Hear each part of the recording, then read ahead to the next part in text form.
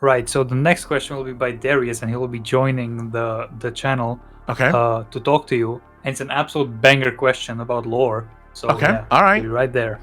Darius, come on down. Darius, how you doing, brother? Accolonn, Can you hear me? can you hear me okay? Yeah, I'm just gonna turn you up a little bit. All right. Can you quickly say hello again? Hello. Yeah, I think that's fine. All right, Darius, what's up? Okay, so a couple of major things I wanted to touch on. Mhm. In I believe it was Ogmont's Dream Journal, from N'Zoth. It was talking about how the Crown of Light will bring darkness. We already know that there is an almost symbiotic relationship between the light and the void. It's been shown with Zera. It was shown during Burning Crusade. Is this something that's not only going to change our outlook for World of Warcraft, Mm-hmm. but how we play the game? Like, hang on, I actually put a note here. I'm looking at.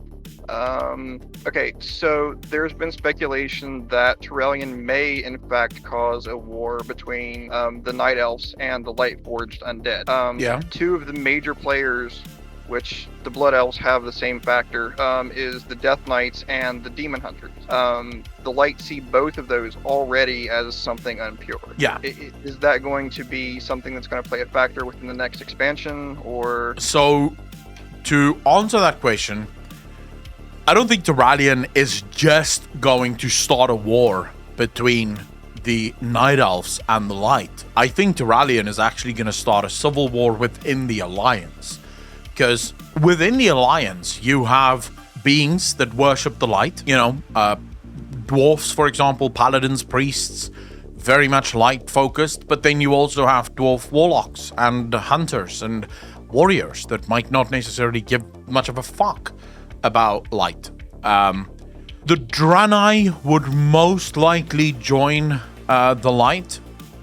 The Night Owls will almost certainly not join the light, mainly because the Night Owls already worship Elune and would absolutely never stand for the sacrilege of renouncing Elune and worshipping the light, right? Which, Right. if we look back at the Magar Orc campaign, we know that the light suffers no false gods, right? It will hunt down and destroy every race on Azeroth until it had converted every single being into a worshipper of the light, into the army of the light. There's the element of Anduin right at the end of the Shadows Rising book. There's this moment where Void runs from Anduin's shoulder into the palm of his hand, which can also play a part. You then have Illyria, which is also part of the Void, which is going to create some interesting rifts within that story. Is it going to happen in the next expansion? The answer, probably yes, but not in the way that people think. So all I can really answer here is how I would have approached it. If one of the biggest issues I have had with World of Warcraft, insofar as their treatment of Horde War Chiefs, is how rushed a lot of it felt. So you would have this Horde War Chief that is eventually going to become the evil menace of the world, but all of this happens so fucking quickly, right? So quickly. We went from Garrosh being the war chief to raiding, putting siege to Orgrimmar to replace Garrosh as the war chief. So I would like Blizzard to treat the Alliance one, specifically because it's been building for so very long. You know, so long. There's been these small elements, these hints within the Alliance that suggest that a rift may come. We saw it specifically during Battle for Azeroth. The Night Elves, very unhappy with how the Alliance handled Teldrassil, right? Right, and Gan. The Worgen is pissed at how this was handled. The Alliance did not come to their aid, ultimately didn't do anything. And then, when the Alliance stands at the gates of Orgrimmar, they sort of forgive and forget. As soon as Sylvanas flies away, Anduin's like, well, actually, no, we'll give them another chance. Even though the promise that was made to the Horde is if another war chief whoever acts without honor, the Horde will be destroyed. This was the promise that Varian Rin made to the Horde. Obviously, Gain and Tyrande were counting on those words becoming a reality, and those words weren't made reality. So there's definitely a build-up to this alliance friction. And I would like to see Blizzard sort of lay the groundwork in the next expansion for this friction to finally come to fruition. So build it slowly. For now, Anduin is staying behind in the Shadowlands. Tyrallion is obviously still basically crowned like the Regent Lord of Stormwind, and therefore the Regent Lord of the Alliance. Maybe we see Tyrallion do a couple of extreme things, during Dragonflight that makes one wonder, wait, what the fuck is he doing? And then maybe we see Anduin return, and Anduin being very unhappy with the bullshit that Tyrallion have been pulling as a result of this. And slowly but surely, hopefully, we do see this entire thing come to a head. But I would like to see that happen in the next expansion. Just for once, I would... And I think this is a bit selfish of me, but for once, I would like an expansion to actually be about what the expansion set out to be about, Let this be about dragons. That was something else I was going to touch on was, you mentioned earlier, you can't have dragons without titans. Yeah.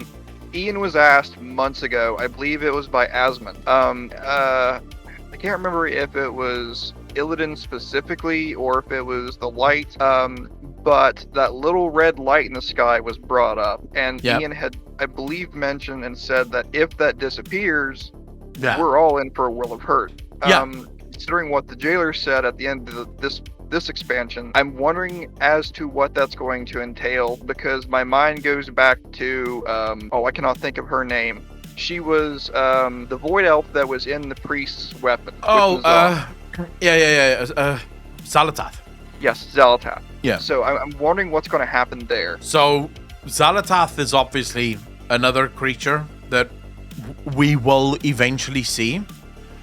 The light is, the light could very easily be another cannon. Remember, we were told two expansions ago that the cannon will be fired, and it's never been fired. So the light could be another one of those where it was a thing, but now it's no longer a thing. So who gives a fuck, right? So we could just be in for another one of those. I do think, here's my prediction. That's the best I can do right now. But I will throw out my prediction for the end of Dragonflight, for what comes after the Dragonflight expansion. And I do think we're going back to Light V Void. And this time in its full glory, Light V Void. Thinking it might be something like how we were against the Burning Crusade. The Void's going to be basically the next BC expansion. Probably. So we have more than enough evidence to showcase that that the Void will be the next thing. Darkscream actually just made mention of this. So you have Xal'atath, Azshara, and Sinestra, all of them in play, right?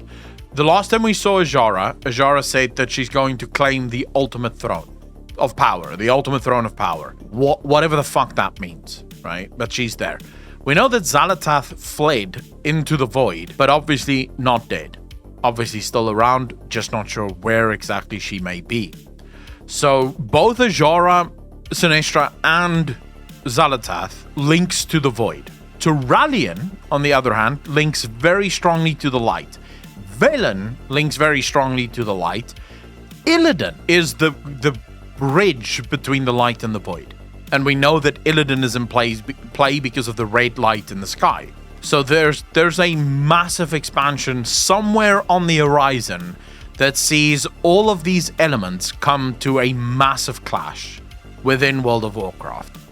And this will be the kind of clash that there won't be any factions for it. Because we're not going to ally ourselves with the Void or with the Light. Azeroth is going to fight for its own existence in a battle between the Light and the Void.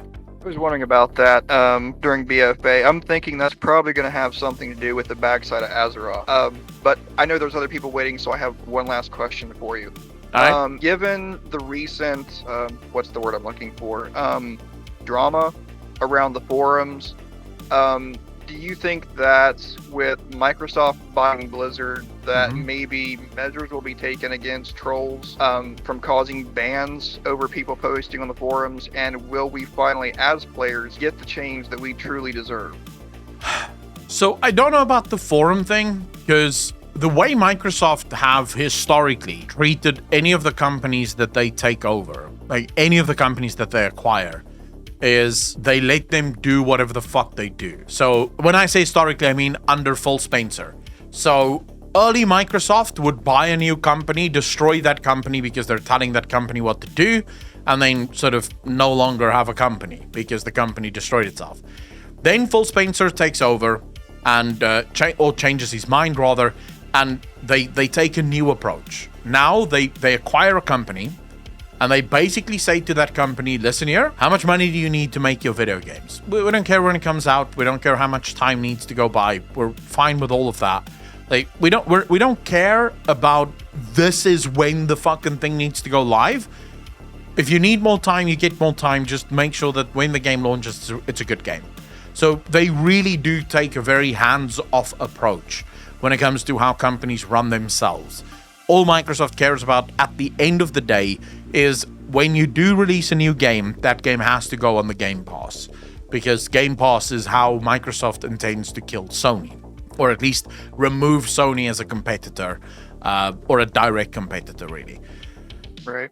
So on the forum thing, I don't think much will change. In terms of will players finally get what they deserve, it all depends on how many real gamers still work on World of Warcraft.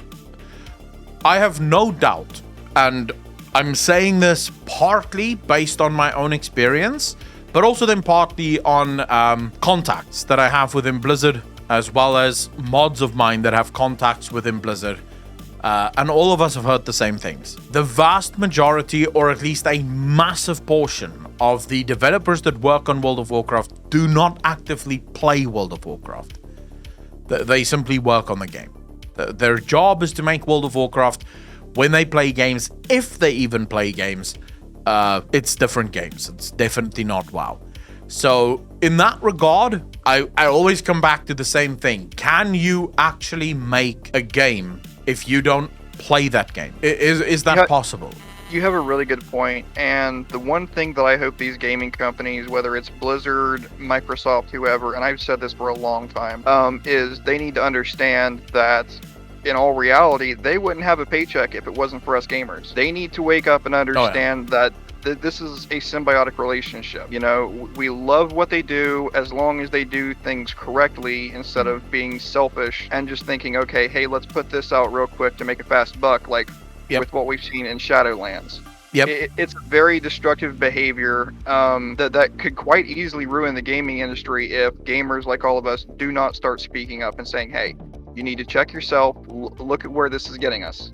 Yeah, I mean, the sad bit of this is, and I think I said this a couple of weeks ago, not long ago, about 3 weeks ago, I had someone in my comment section telling me to stop being negative about World of Warcraft and instead be grateful that World of Warcraft still exists. Because if we're too negative, Blizzard might decide to remove World of Warcraft as a game. So I think he also said, yes, World of Warcraft has problems, but at least be grateful that they have not cancelled the game yet. And I'm like, wait, if we're going to start thinking like this, that's a fuck up. That is a massive fuck up. That is a huge, screw you to all the players who have spent years playing not only World of Warcraft, but Hearthstone and other Blizzard Activision made games. That's basically okay, well, if we're not getting what we want, then screw you, we'll cut our losses and burn the bridge while we're at it. Yeah, I mean, first of all, we know that Blizzard wouldn't do this, but that's the mindset that a lot of players have. And a lot of players are very addicted to World of Warcraft, so in their minds, if you criticize the game, Blizzard might decide, fuck it, we're not going to put up with this bullshit, and then they're going to remove your heroine from the market. And it's like, Blizzard will never remove your heroine, don't worry about it, but we would like the game to be better. So I agree with you that you should speak up. The problem is that a lot of players have sort of fallen into this beaten spouse mentality where they just accept as long as there is a game, they're not going to complain about it because at least there is a game. So I do agree with you, but then at the same time, it sort of falls to, if you don't actively play video games, you're never going to be able to make a good game. And the reason for it is you'll dream up a specific system, right? Like Torghast or like Island Expeditions. Or, and this is perhaps the biggest one for me, the Warfronts. So you have a developer that sits there and makes Warfronts. It's original, the original Warfronts. You walk away from the Warfront system and you think, this is perfect, they'll love it. Every single player that does the Warfronts the first day that it goes live is like, what the fuck is this? We were talking about something this similar in the lobby earlier. Asmin had mentioned that because of all the miscommunication, multiple departments coming up with 50 ideas over here on the right, another 30 or 50 on the left. Yeah. I believe that Microsoft has actually told Activision Blizzard, like, okay, we're going to fix this problem for you since you don't want to do it yourself. They have 3 division leaders that will be coming in. One, I believe, will be specifically over the story part, story marketing, however you want to define that term. And they're going to have 2 other ones that are going to be higher than that. So it's literally going to be a, send this up the chain. If he approves, we'll take it to the next level kind of deal. Yeah. Because it's just a giant cluster mess, I mean, Phil Spencer loves video games. He plays a lot of video games himself. He's clearly very, very interested in video games. So I can see that. I can see Phil Spencer moving in and saying, look, this is broken. Let's get this fixed. We'll have to wait and see, though. Because like I said, historically, Microsoft is incredibly hands-off with the companies that they buy. All they really care about is that games do happen to come out. Right now, we know that Starfield have been delayed again, right? Until next year. Microsoft doesn't give a fuck. Sort of like, yeah, all right, cool. Then it launches next year. So that's sort of Microsoft. At least at the moment, Microsoft does not seem to rush games. And that's maybe the one good thing that's going to come out of this, is if the developers like Illidan and Xal'atath doesn't need to be on this incredibly strict schedule where it must launch in this quarter of this year because we don't have anything else and we're going to lose shareholders. And Microsoft, remember what happens as soon as Microsoft acquires Activision Blizzard?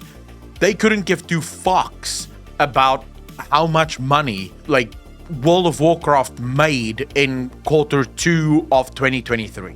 They couldn't care less because ultimately what it's about for them is how much money did the Game Pass make in Q2 of 2023, right? And as long as Blizzard released Overwatch 2 or a new mobile game or something to that effect, they're happy because more people joined the Game Pass, and that's all that fucking matters to Microsoft.